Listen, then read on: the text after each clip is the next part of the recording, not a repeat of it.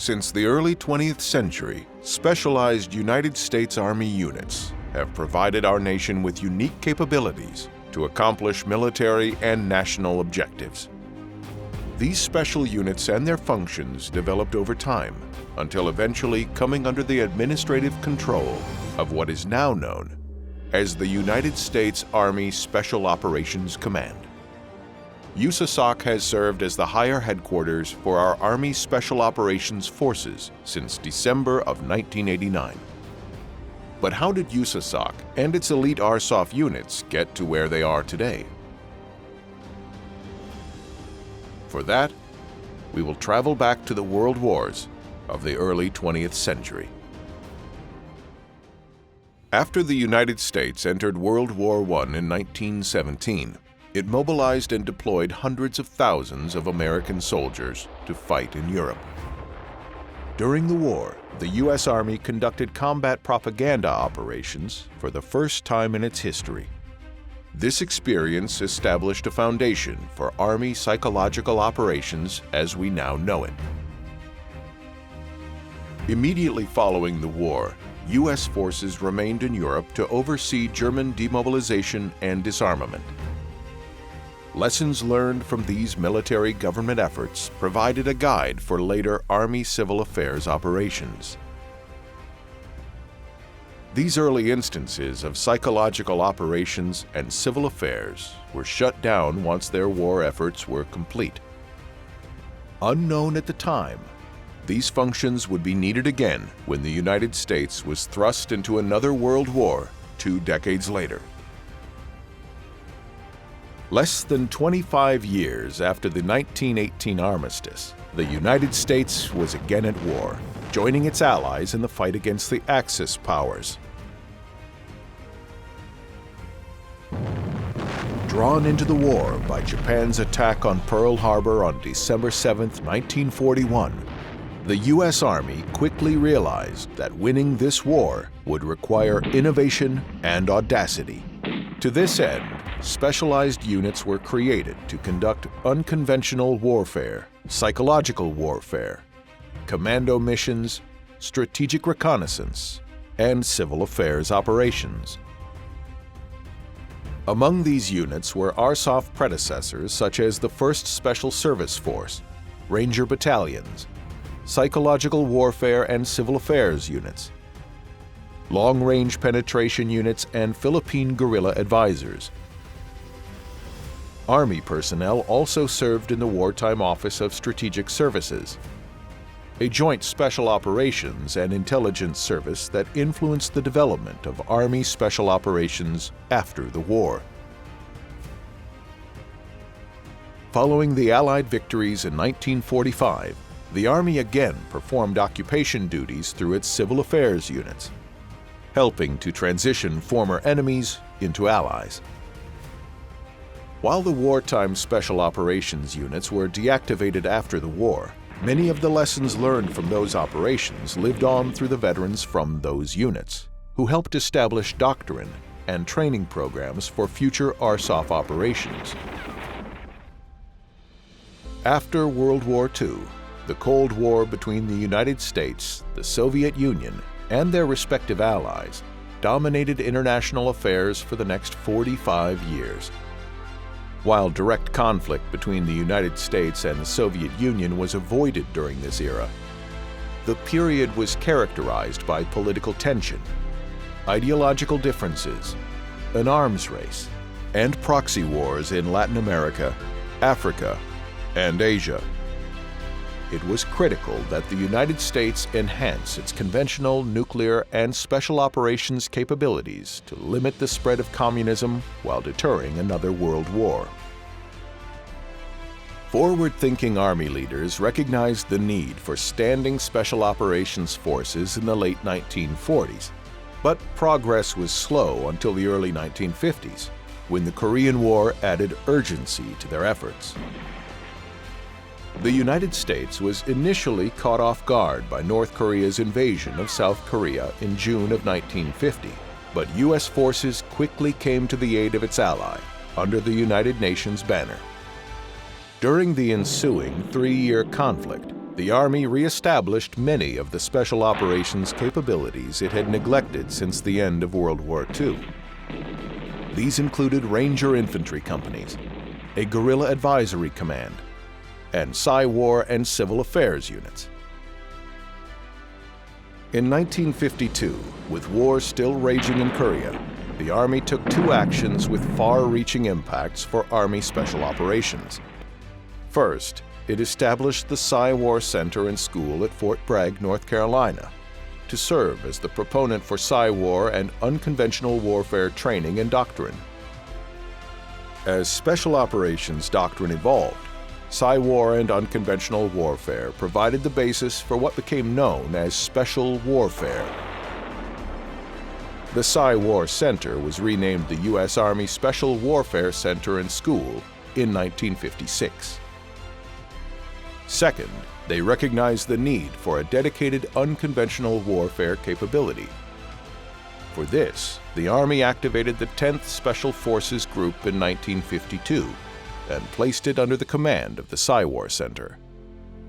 Although Special Forces did not play a large role in the Korean War, they would feature prominently in the next flare-up of the Cold War, in a place called Vietnam. In the early 1960s, special warfare gained a prominent new advocate in President John F. Kennedy, who embraced it as a way to address the challenges of communist-inspired wars of national liberation. This is another type of warfare, new in its intensity, ancient in its origin, war by guerrillas, subversives, insurgents, assassins, war by ambush instead of by combat, by infiltration instead of aggression, seeking victory by eroding and exhausting the enemy instead of engaging him. It is a form of warfare uniquely adapted to what has been strangely called wars of liberation. To this end, Special Warfare Mobile Training Teams, or MTTs, deployed to locations around the globe to train and assist partner nations fighting against communist forces. Southeast Asia was of particular concern due to growing communist insurgencies in Laos and South Vietnam.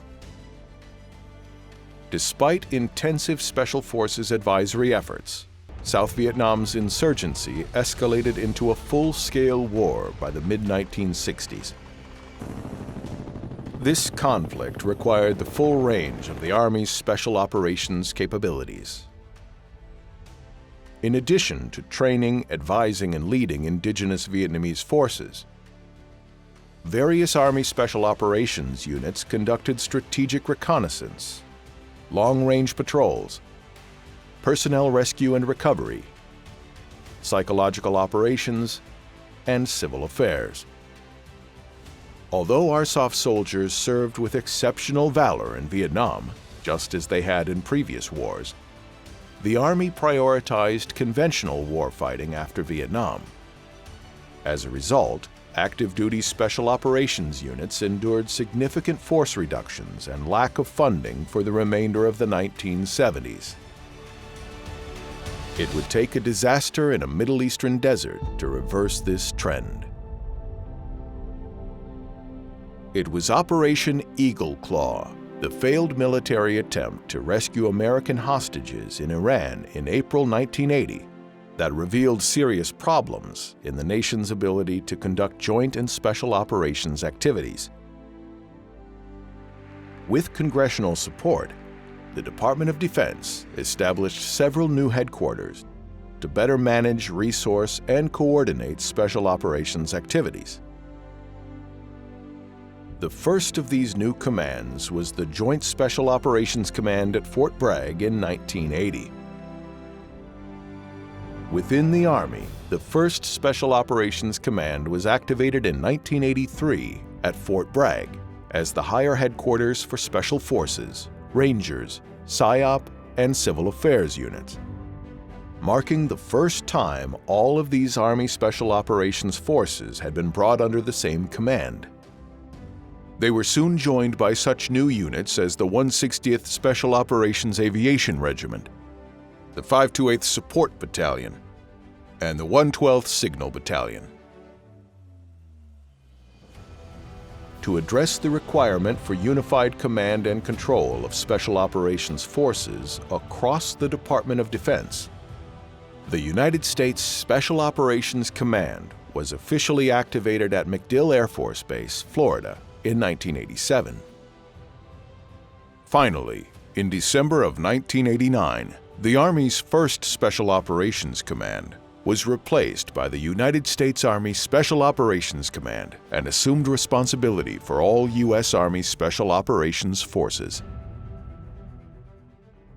With the fall of the Berlin Wall that same year and the collapse of the Soviet Union in 1991, the Cold War was effectively over. ARSOF shifted their focus to promoting democracy, conducting humanitarian operations, training host nation forces, and interdicting warlords, drug traffickers, and international terrorists. While the end of the Cold War brought a sense of victory, the ensuing years witnessed many high-profile terrorist strikes against American citizens and interests. These culminated in the devastating September 11, 2001 attacks that cost nearly 3,000 American lives and thrust the United States into the global war on terrorism. Today, we've had a national tragedy. 2 airplanes have crashed into the World Trade Center in an apparent terrorist attack on our country. From then on, ARSOF soldiers have conducted the full range of irregular warfare activities while serving on the front line against violent extremist organizations around the globe, protecting the nation from similar attacks. Over the last 2 decades, the U.S. Army John F. Kennedy Special Warfare Center and School has adapted its training to meet the rapidly evolving requirements of the modern battlefield, while USASOC has expanded to meet increased demands. Today, ARSOF are the nation's premier irregular warfare experts and a critical part of the joint force, operating and building partnerships in dozens of countries at any one time. The men and women of Army Special Operations stand ready to deter and defeat strategic threats to the United States. ARSOF soldiers uphold the rich tradition of innovation, tenacity, and heroism that America has come to expect of its Special Operations warriors.